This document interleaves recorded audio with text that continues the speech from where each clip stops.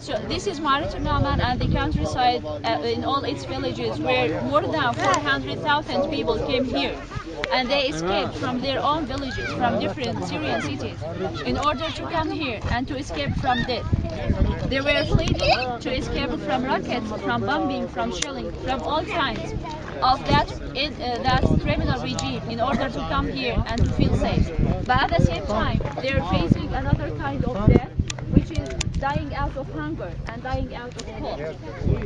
Many international organizations are working to support the refugees, but mainly 80% of these organizations are working on the border, or we can say like the camps on the Syrian-Turkish borders, and they're totally ignoring the IDPs, which are more dangerous. I mean, and they are more in need than these refugees. But like many people who are friends of Syria, like the government of Italy and people were supporting and still supporting these children who are not to blame. So we'd like to say thank you for Italy and for Italian people for what they did for these children, because they don't need anything, they need just to survive.